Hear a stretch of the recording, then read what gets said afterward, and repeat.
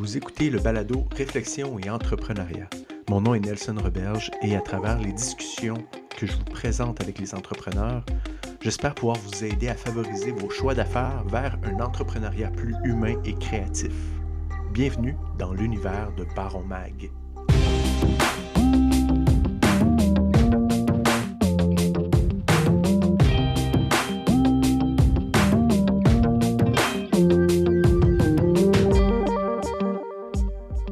Bonjour à tous et à toutes. Pour cet épisode numéro 54, je pense que ça va interpeller principalement peut-être les travailleurs autonomes, mais on a avec nous Audrey Mollard, qui est formatrice et coach professionnelle en développement personnel, qu'elle applique aussi au monde des affaires. Mais avant de lui laisser la parole, j'invite les abonnés de Baron Mag, qui sont membres du volet pro, à aller écouter le truc que Audrey va vous donner pour améliorer en tant qu'entrepreneur, et ça concerne comment prendre la bonne décision lorsqu'on est confronté à un choix complexe.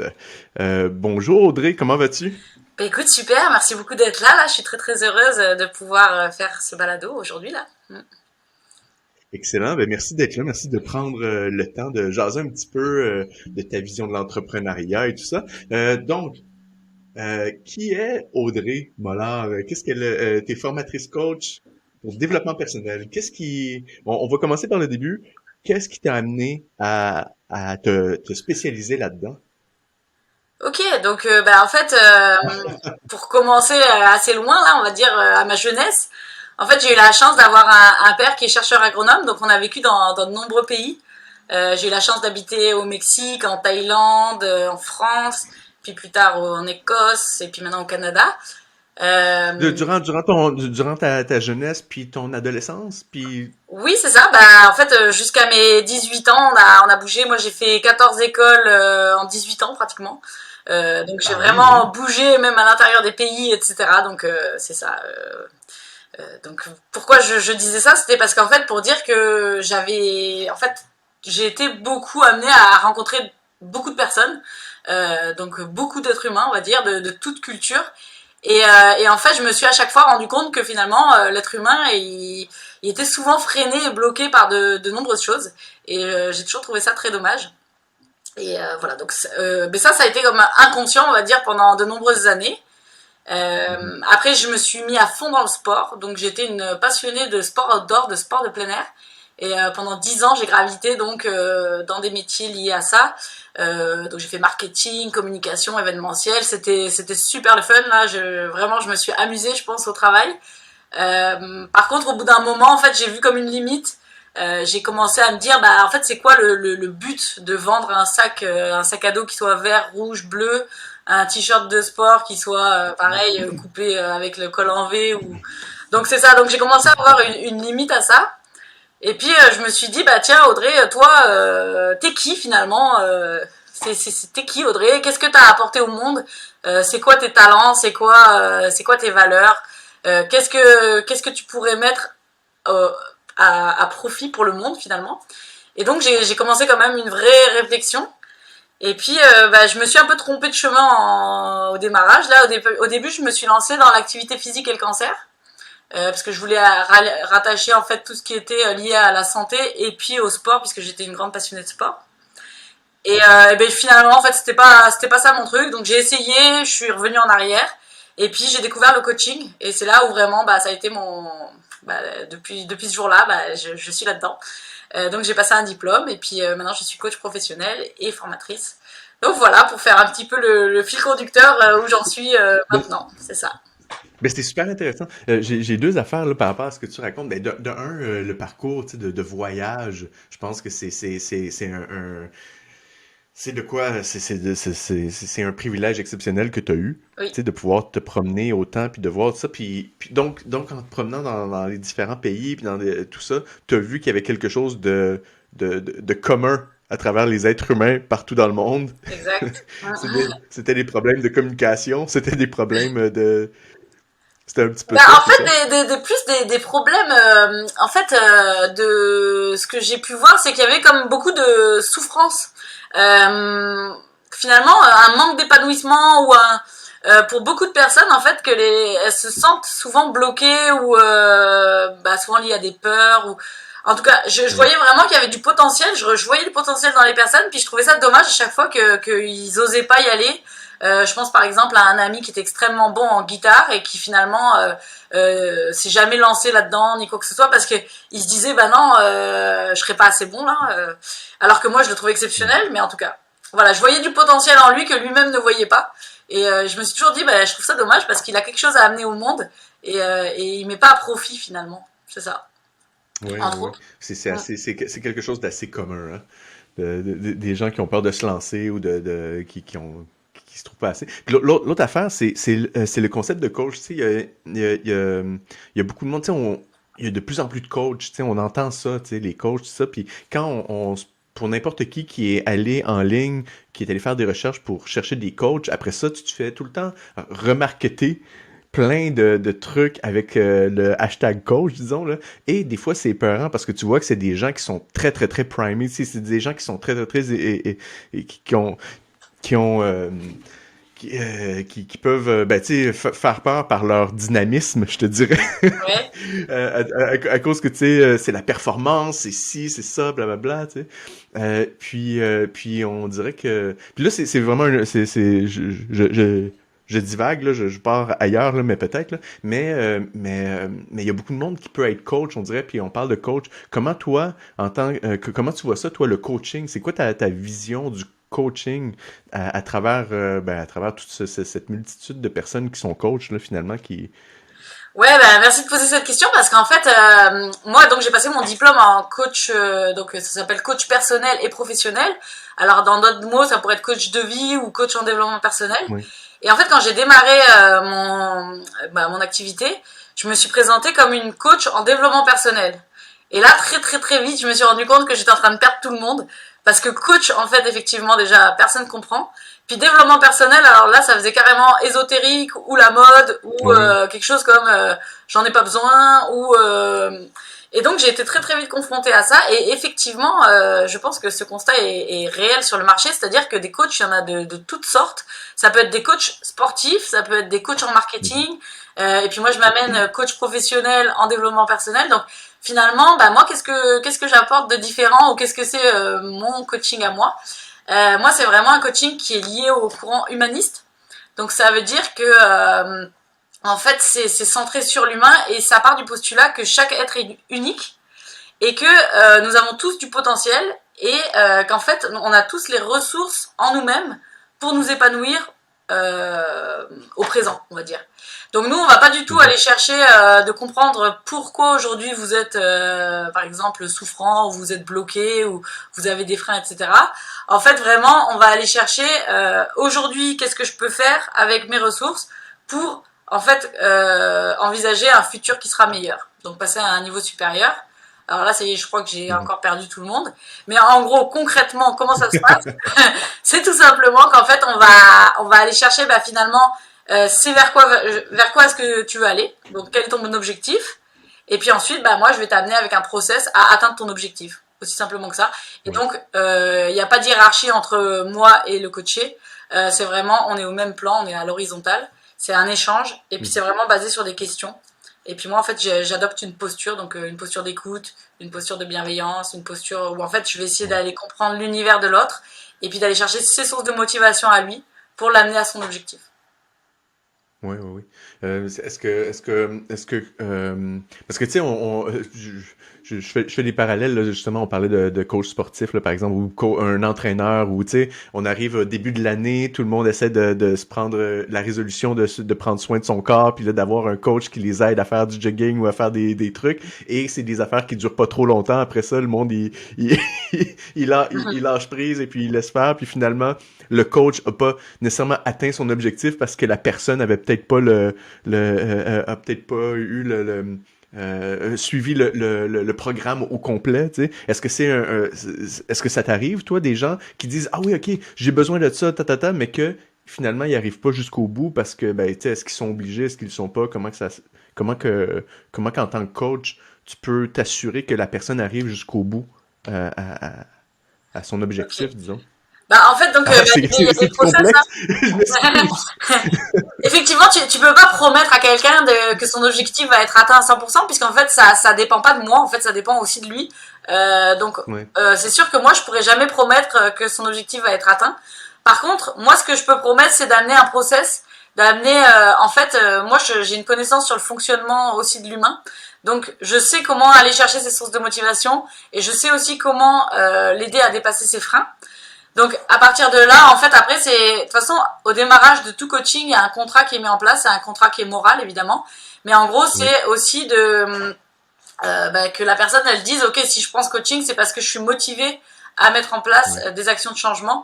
Si effectivement la personne elle attend un miracle, c'est même pas la peine qu'elle commence le coaching avec moi parce que en plus moi je suis un peu comme nommée la spécialiste du coup de pied aux fesses. Donc vraiment je vais toujours essayer de chercher à mettre la personne en action, tu sais, puis qu'elle sorte de sa zone de confort. Donc c'est pas toujours agréable, mais en tout cas c'est bienveillant et c'est vraiment dans l'idée qu'elle passe au niveau supérieur. Donc effectivement, si la personne elle veut pas bouger, de toute façon ça se saura très très vite et puis elle Oui, ira c'est pas vers ça. moi naturellement, je pense. Oui, oui, c'est ça. Et puis, avant, j'aimerais qu'on puisse parler du programme que tu as lancé, mais avant, en tant que coaching, quand tu vois des gens arriver, parce que là, on parle de développement personnel, est-ce que toi, bon, tu dois, au début, avant de faire une entente avec quelqu'un pour l'aider, justement, dans son développement personnel, tu dois poser des questions, tu dois connaître cette personne-là, savoir c'est quoi son problème, qu'est-ce qu'elle veut améliorer, des choses comme ça. C'est ça? Oui, Ouais. bien sûr, bah, il faut déjà au préalable que on fait un appel découverte, vraiment de voir déjà si moi je suis la bonne personne pour l'accompagner, parce qu'il faut aussi qu'il y ait un Mhm. fit de personnalité. Moi, je peux pas, enfin c'est naturel quoi, je peux pas coacher tout le monde. Il y aura des personnes qui auront plus d'affinité avec moi et donc c'est normal. Mais Ouais. surtout, ce qu'il faut qu'il se crée en fait dans l'appel découverte pour que ça fonctionne, c'est vraiment qu'il faut que la personne elle crée un lien de confiance avec moi, qu'elle ait confiance en moi, qu'elle voit en fait que je suis là pour l'aider. Et déjà, ça va être la première étape pour un coaching qui réussit. Donc, si vraiment déjà j'arrive à Mhm. créer la connexion dès le départ, bah, en fait, ça peut déjà être comme presque assuré que déjà on va avancer d'une manière que ce soit. Ouais. Oui, oui, Enfin, c'est j'ai ça. peut-être pas répondu Puis à à un ta moment question. donné, toi, est-ce que tu dois, j'imagine, puis regarde, c'est peut-être, ça va peut-être un peu trop loin mon questionnement, mais à un moment donné, quand tu vois que la personne, elle a peut-être d'autres sortes de besoins, tu sais, elle a peut-être pas besoin de coaching, mais elle a peut-être besoin d'un psychiatre finalement. Tu Ouais. sais, ou tu sais, elle a peut-être besoin. Toi, est-ce que tu es en mesure de pouvoir déceler ça puis de dire comme, là, en ce moment, tu la réfères ailleurs ou des choses comme ça? Bah oui, oui, bien sûr. Moi, je suis pas du tout psychologue ni quoi que ce soit. En fait, moi, je suis pas là pour régler les souffrances des personnes. C'est vraiment pas l'objectif. Mhm. Moi, l'idée, c'est vraiment de prendre la personne avec, enfin, en fait, comment elle est et de la mettre en action. Donc, il y a vraiment aucune notion de soins ou de guérison, etc. On va jamais aller chercher les causes, en fait, de pourquoi il est comme ça aujourd'hui dans sa Mhm. souffrance. En fait, ça, c'est vraiment pas mon travail. Donc effectivement, si la personne, je vois elle a plus un besoin de soins, enfin, on pourrait dire psychologiques, Ouais. effectivement, je saurais très très vite que c'est pas moi la bonne personne pour elle, là, clairement. Mm. Oui, c'est ça, hein. C'est ça que les gens, en tout cas, il faut faire une bonne distinction, tu sais, là-dedans, tu sais. Mais tu as raison, parce que des fois, il y a des choses qui sont ambiguës, parce que je vais peut-être travailler sur le burn-out, qui est donc un épuisement professionnel. oui. Donc là, c'est à la limite, on pourrait dire, entre le psychologique avec un psychologue et le Mhm. coaching, où finalement, on va remettre du sens, remettre dans son travail, etc. Donc dans un cas comme celui-là, bah aussi, ce que je peux faire, c'est conseiller justement de prendre le coaching, mais en complémentaire d'avoir aussi le suivi d'un psychologue, parce que je peux pas, enfin moi, je suis pas forcément capable de guérir tous les aspects là, on va dire. Oui, c'est ça. Ben, c'est ça, c'est que tu sais, tu peux donner des trucs, comme tu dis, dans l'accomplissement, tu sais, dans l'accomplissement d'une idée ou comme tu dis, d'une plénitude dans ce que tu veux faire plus tard, puis de voir plus tard qu'est-ce que tu veux faire, mais dans tout ce qui est bagage émotionnel et tout ça, ben là, à ce moment-là, les trucs, les trucs que t'as, toi, c'est pas adapté à ce genre-là. Puis ça peut être tellement, tellement nébuleux, ça peut être plein de choses c'est des choses qu'il faut que les gens, avant d'aller voir un coach, il faut qu'ils sachent en même temps qu'est-ce qu'ils veulent, qu'est-ce qu'ils ont besoin, puis qu'est-ce qu'ils veulent vraiment, Exactement, puis tout ça, oui. tu sais. En fait, voilà, il faut vraiment que s'ils se tournent vers un coach, c'est parce qu'ils se disent qu'aujourd'hui, ils veulent finalement soit apprendre à mieux se connaître, donc mieux cerner qui ils sont, donner plus de sens à ce qu'ils font, avoir de l'impact, etc. Ou alors, c'est aussi parce qu'ils veulent se mettre en mouvement, arrêter de procrastiner et puis essayer de passer à un niveau supérieur dans leur business ou eux-mêmes personnellement. Voilà. C'est pour ces raisons-là qu'il faut voir un coach. C'est vraiment pas pour se dire j'ai un traumatisme et puis non, là c'est pas. Puis il va m'aider à me surpasser, mais non, Ouais. l'agent, il faut que tu règles ton traumatisme ou tu travailles sur le traumatisme. Tu sais. Oui. En ce moment, c'est que tu viens de lancer ta première cohorte pour un programme que tu as fait pour les travailleurs autonomes, pour les aider justement dans ce concept-là. Est-ce que tu voudrais m'en parler un peu? C'est quoi ce programme-là? Puis pourquoi tu l'as créé finalement? Ok, donc du coup effectivement c'est un programme qui s'appelle Travailleurs autonomes, vite ton talent. C'est un parcours d'accompagnement conçu spécifiquement pour les travailleurs autonomes, qui s'étale sur 6 mois. Et donc c'est un parcours qui est co-créé avec Marilyn Marty, qui est la fondatrice de la communauté des talents M, la communauté marketing. Et en fait, on a décidé, donc en fait cette cohorte existait déjà pour les talents M depuis déjà 2 années. Et en fait, on a décidé de rajouter un volet de développement personnel assez conséquent dedans. Parce que on a vu que comme le travailleur autonome, bah, finalement ce qu'il vend c'est lui le produit principal. Bah, en fait ça nous semblait normal et logique de travailler aussi sur l'humain, le côté humain, voilà. Donc c'était pour ça. Donc c'est un parcours qui se fait on va dire en 3 étapes, en 3 modules. Donc il y a déjà un premier module de connaissance de soi. Et là, on va venir vraiment chercher à ce que la personne elle apprenne à vraiment mieux se connaître. Donc, au travers de ses valeurs, au travers de ses forces et de ses talents, mais aussi au travers de ses limites. Et puis aussi, on apporte une notion de tout ce qu'on appelle le why, l'intention, en fait, la direction qu'on veut donner à sa vie, plus largement. Donc, il y a vraiment, là, on vient vraiment creuser chacun de ces éléments. Et puis ensuite, la deuxième étape, c'est d'aller chercher finalement le marché. C'est quoi le marché vers lequel je veux aller vers. Oula, ma phrase n'est pas dans le bon sens, mais On dirait que c'est un anglais traduit, traduit en français. c'est ça. En fait, c'est d'aller dire, bah, en fait, avec quel client je veux m'entourer, avec quel prix je veux facturer, etc. Donc vraiment clarifier le marché que je veux avoir. Et puis le dernier module, c'est en lien avec la communication. Donc c'est maintenant comment je communique, comment je fais pour dire bah, finalement qui je suis, quels sont mes services sur le marché, et puis me démarquer grâce à ma personnalité. Et donc c'est un parcours qui se fait sur 6 mois. Ça inclut des ateliers pratiques, des séances de coaching collective et des séances de coaching individuelles. Donc c'est assez complet. Et puis l'idée en fait c'est vraiment d'amener le travailleur autonome à ce qu'il puisse s'aligner entre lui et sa business. Et ce qu'on promet bah, c'est qu'il sera plus épanoui en 2022 et surtout qu'il pourra facturer au prix À sa juste valeur. à sa juste valeur, exactement, parce qu'on a remarqué aussi que souvent les travailleurs autonomes avaient tendance à se dévaluer. Donc voilà. Oui, oui, oui, c'est ça. Ben, c'est dur, hein, au début, quand tu commences à faire ça. C'est vraiment ben, tu sais, tu te sens gêné, tu sais, pourquoi, tu dis, bon, je vais pas charger trop cher, j'apprends en même temps, mais c'est qu'à un moment donné où est-ce que, ben, t'as quand même des billes à payer, puis t'as quand même un professionnalisme, puis t'as quand même, tu sais, certaines choses. C'est correct, là, j'imagine, de décider de payer moins, de charger moins au début pour plus apprendre, mais c'est qu'à un moment donné, il faut que t'oses, là, il faut que tu sais, c'est pas juste de l'heure. C'est bizarre, hein, le truc du tarif horaire. Tu sais, moi, à travers le temps, parce que tu sais, je suis travailleur autonome depuis que j'ai 16 ans, là, un peu. Là, j'ai eu des jobs puis des choses comme ça, mais j'ai tout le temps fait des trucs comme ça. Puis fait que là, bon, tu regardes quelqu'un qui a un emploi stable, lui, bon, il paye 25$ de l'heure, tu sais, puis quand tu regardes ça, tu te dis, tu sais, moi, je regarde ça avec le temps, puis je suis comme, aïe, aïe, c'est pas cher, tu sais, c'est Ouais. comme, parce qu'il y a pas juste le temps que tu portes à ça, il y a tout ce qui se passe autour aussi. Ouais. Il y a toute la préparation, il y a tout le après, il y a tout l'équipement, il y a tout, peu importe ce que tu as là-dedans. Fait que il y a beaucoup d'enjeux, puis je pense que c'est avec le temps que tu le réalises là aussi là. Euh, Oui, bah, c'est aussi beaucoup lié, donc, je pense, à la confiance en soi, puis à ce fameux aussi syndrome de l'imposteur. Au démarrage, on se sent un peu comme un imposteur, donc on se dit, bah non, j'ai pas assez d'expérience, ou j'ai pas encore fait assez de mandats pour pouvoir facturer plus, etc. Et je pense que c'est vraiment exactement. lié à la confiance en soi, bah, principalement. Ben oui. Ouais, c'est ça. Oui, oui. Puis de toute façon, même si tu vas parler avec un client, le client, il va se rendre compte si tu as confiance en toi ou pas. Mm. S'il a l'air de parler à quelqu'un qui est pas sûr de qu'est-ce qu'il est en train de faire ou tu sais, il pose des mauvaises questions ou tout ça. Fait que, tu sais, je pense que la confiance aussi en tant que travailleur autonome, ça se construit. Ben, ou il y a des gens qui ont un très très gros ego et que ça se passe dès le départ. Ouais. C'est sûr qu'il y en a, mais il y a quand même plus de gens, je pense, qui vivent le syndrome de l'imposteur, en tout cas en moyenne, je pense. Quand même. Mais c'est normal, comme tu Donc, dis. combien de temps dure ton programme dès le départ, quand la personne commence à suivre le premier cours? C'est combien de temps ton programme? Alors, bah, ça s'étale sur 6 mois. Par contre, après, c'est 2 demi-journées par mois. Donc, il y a 12 ateliers en tout.